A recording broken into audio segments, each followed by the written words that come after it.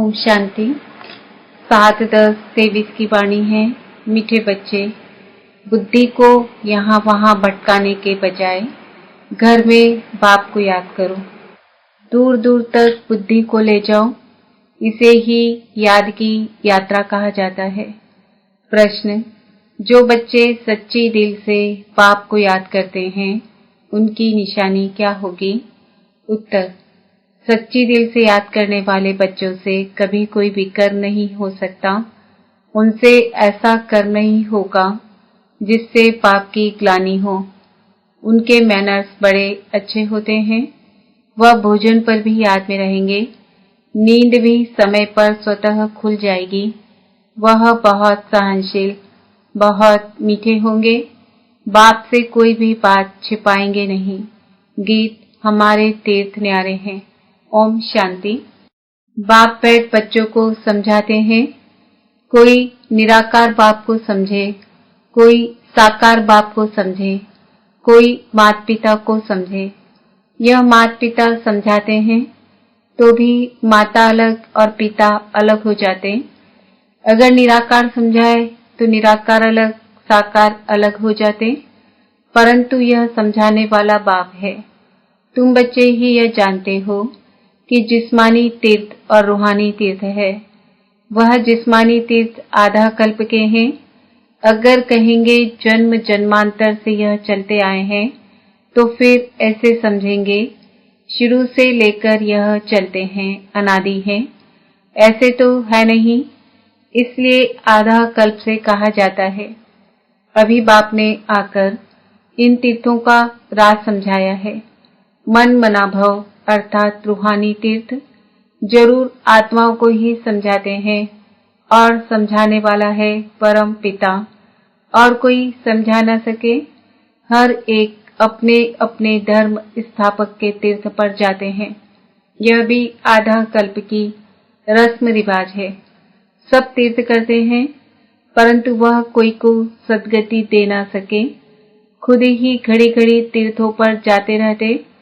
अमरनाथ बद्रीनाथ तरफ वर्ष वर्ष तीर्थ करने निकलते, फिर चारों धाम करते हैं। अभी ये रूहानी तीर्थ सिर्फ तुम जानते हो। रूहानी सुप्रीम बाप ने समझाया है, मन मनाभव और जिस्मानी तीर्थ आदि सब छोड़ो। मुझे याद करो तो तुम सच्चे सच्चे स्वर्ग में चले जाएंगे। यात्रा माना आना जाना, वह तो अभी ही होता है। सतयुग में यात्रा होती नहीं। तुम हमेशा के लिए स्वर्ग आश्रम में जाकर बैठेंगे। यहाँ तो सिर्फ नाम रख देते हैं।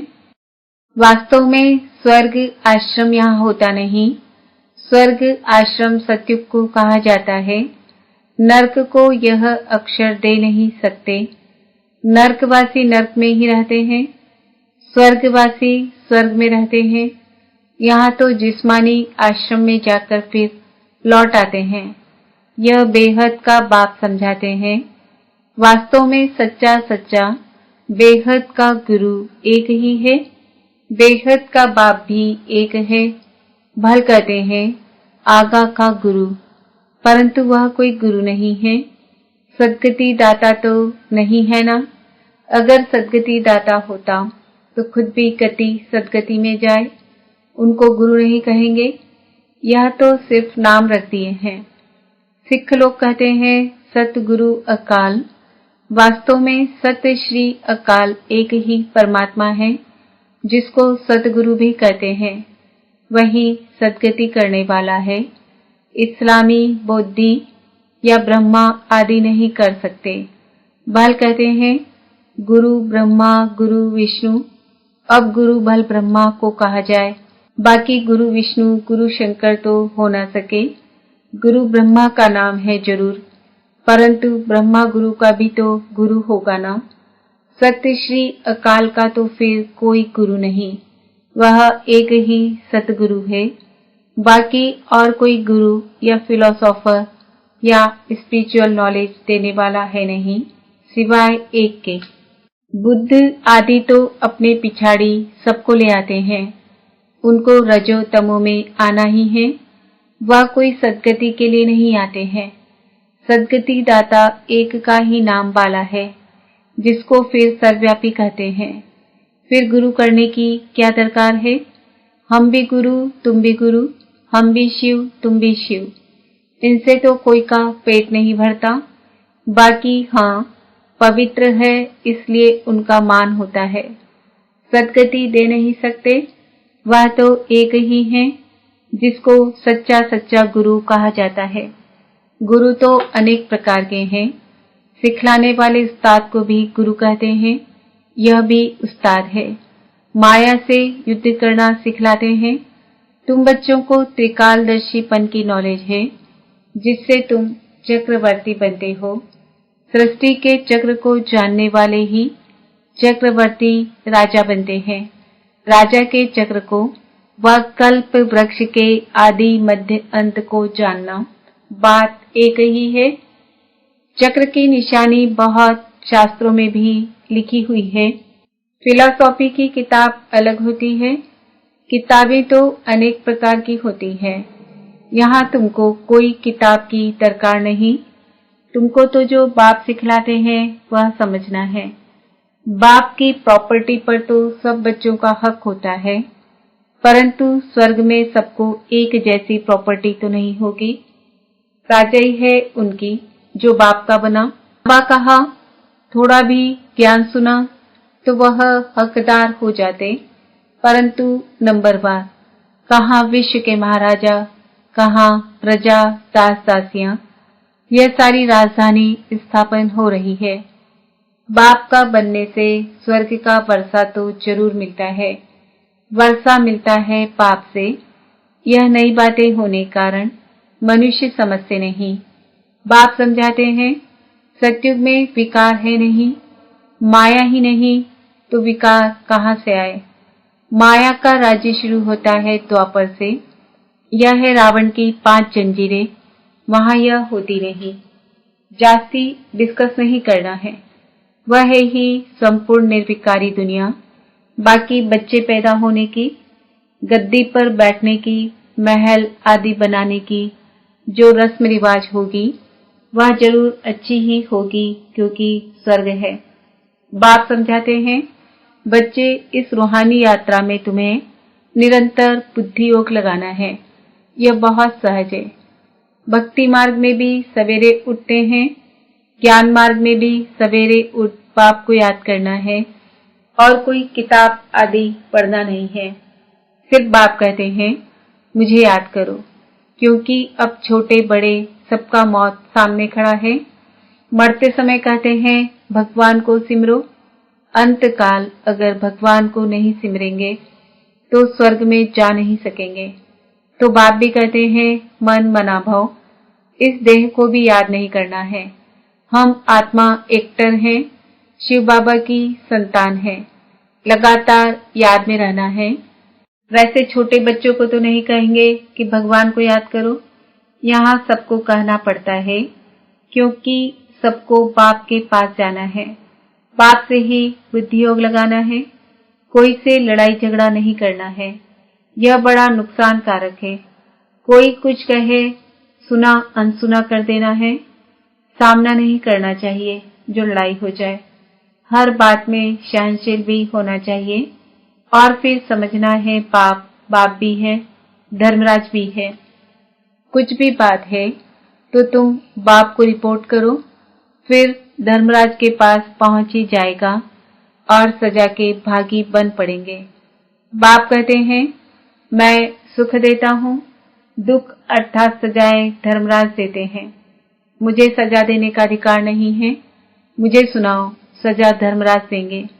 बाप को सुनाने से हल्का हो जाएंगे, क्योंकि यह फिर भी राइट हैंड है।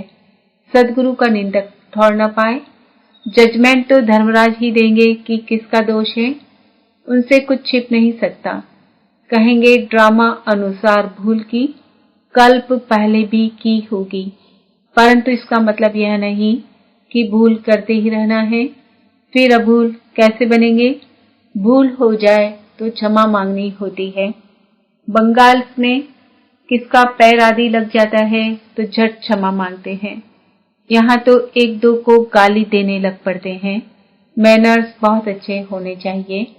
बाप सिखलाते तो बहुत हैं, परंतु समझते नहीं तो समझा जाता है इनका रजिस्टर खराब है। निंदा कराते रहते हैं तो पद भ्रष्ट हो जाएंगे। जन्म जन्मांतर के विकर्मों का बोझा तो है ही, उनकी तो सजा भोगनी ही है। फिर यहाँ रहकर अगर विकर्म करते हैं तो उनकी 100 गुना सजा मिल जाती है। सजा तो खानी ही है। जैसे बाबा काशी कलबट का समझाते हैं, वह है भक्ति मार्ग का, यह ज्ञान मार्ग की बात है। एक तो पहले वाले विकर्म है, दूसरा फिर इस समय जो करते हैं उनका दंड 100 गुना हो जाता है। बहुत कड़ी सजा खानी पड़ेगी। बाप तो हर एक बात समझाते हैं, कोई पाप ना करो, नष्टो मोहा बनो। कितनी मेहनत है। इस मम्मा बाबा को याद नहीं करना है, इनको याद करने से जमा नहीं होगा। इनमें शिव बाबा आते हैं तो याद शिव बाबा को करना है। ऐसे नहीं कि इनमें शिव बाबा है इसलिए इनकी याद रहे, नहीं, शिव बाबा को वहां याद करना है। शिव बाबा और स्वीट होम को याद करना है, जिन्न मुआफिक बुद्धि में याद रखना है। शिव बाबा वहां रहते हैं, शिव बाबा यहाँ आकर सुनाते हैं, परंतु हमको याद वहां करना है, यहाँ नहीं। बुद्धि दूर जानी चाहिए, यहाँ नहीं। यह शिव बाबा तो चला जाएगा। शिव बाबा इस एक में ही आते हैं। मम्मा में उनको देख ना सके। तुम जानते हो यह बाबा का रथ है, परंतु इनके चेहरे को नहीं देखना है। बुद्धि वहां लटकी रहे। यहाँ बुद्धि रहने से इतना मजा नहीं आएगा। यह कोई यात्रा नहीं हुई। यात्रा की हद तुम्हारी वहां है। ऐसे नहीं कि बाबा को ही देखते रहो क्योंकि इनमें शिव है, फिर ऊपर जाने की आदत छूट जाती है। बाप कहते हैं मुझे वहां याद करो, बुद्धि योग वहां लगाओ। कई बुद्धू समझते हैं कि बाबा को ही बैठ देखें। अरे बुद्धि को स्वीट होम में लगाना है। शिव बाबा तो सदैव रथ पर रह ना सके, यहाँ आकर सिर्फ सर्विस करेंगे। सवारी ले सर्विस कर फिर उतर जाएंगे। बेल पर सदैव सवारी हो नहीं सकती, तो बुद्धि वहां रहनी चाहिए। बाबा आते हैं, मुरली चलाकर चले जाते हैं, इनकी बुद्धि भी वहां रहती है। रास्ता बरोबर पकड़ना चाहिए, नहीं तो घड़ी घड़ी गिर पड़ते हैं। यह तो थोड़ा समय है। इनमें शिव बाबा ही नहीं होगा तो याद क्यों करेंगे। मुरली तो यह भी सुना सकते हैं। इनमें कभी है कभी नहीं है, कभी रेस्ट लेते हैं। तुम याद वहां करो। कभी कभी बाबा ख्याल करते हैं, ड्रामा अनुसार कल्प पहले आज के दिन जो मुरली चलाई थी वही जाकर चलाऊंगा। तुम भी कह सकते हो कि कल्प पहले बाप से जितना वर्षा लिया था उतना ही लेंगे। शिव बाबा का नाम जरूर लेना पड़े, परंतु ऐसे किसको आएगा नहीं। बाप जरूर याद आएगा। बाप का ही परिचय देना है। ऐसे नहीं सिर्फ इनको बैठ देखना है। बाबा ने समझाया है शिव बाबा को याद करो, नहीं तो पाप हो जाएगा।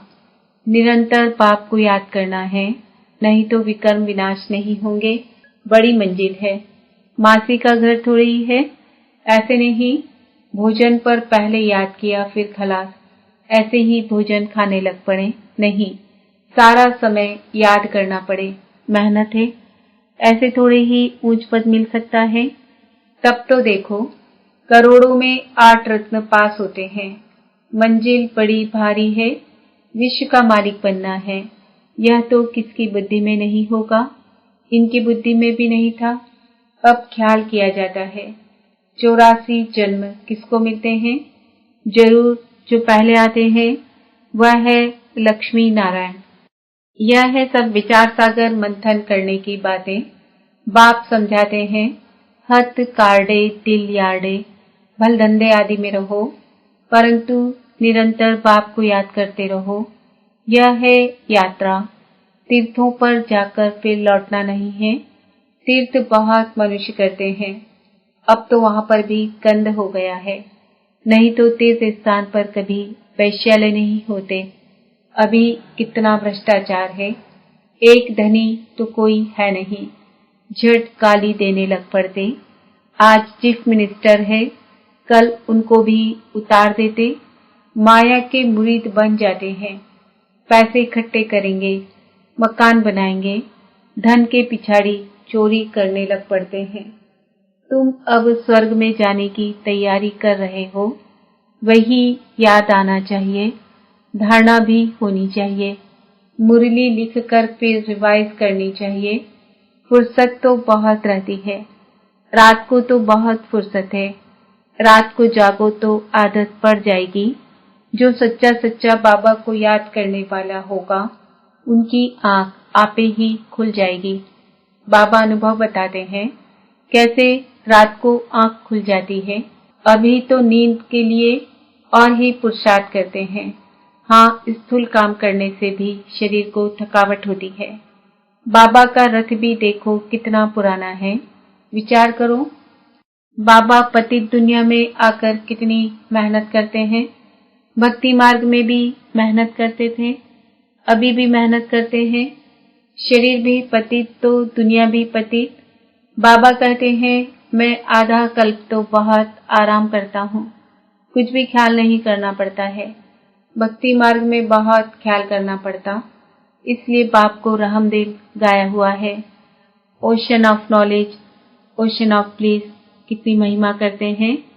वही बाप अभी हमको पढ़ाते हैं और कोई पढ़ा न सके। अच्छा, मीठे मीठे सिकिल दे बच्चों प्रति माता पिता बाप दादा को याद प्यार और गुड मॉर्निंग। रूहानी बाप की रूहानी बच्चों को नमस्ते। हम रूहानी बच्चों के रूहानी माता पिता बाप दादा को याद प्यार गुड मॉर्निंग नमस्ते ओम शांति।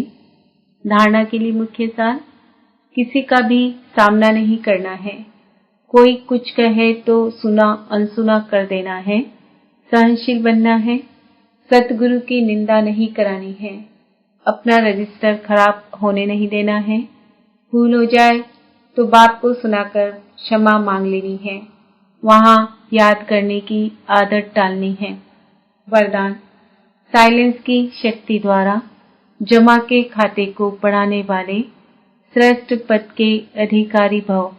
जैसे वर्तमान समय साइंस की शक्ति का बहुत प्रभाव है, अल्पकाल के लिए प्राप्ति करा रही है, ऐसे साइलेंस की शक्ति द्वारा जमा का खाता बढ़ाओ। बाप की दिव्य दृष्टि से स्वयं में शक्ति जमा करो, तब जमा किया हुआ समय पर दूसरों को दे सकेंगे। जो दृष्टि के महत्व को जानकर साइलेंस की शक्ति जमा कर लेते हैं, वही श्रेष्ठ पद के अधिकारी बनते हैं।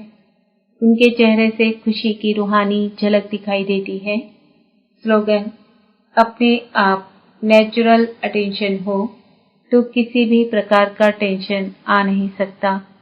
आज का समान है, मैं आत्मा श्रेष्ठ पद की अधिकारी हूँ। ओम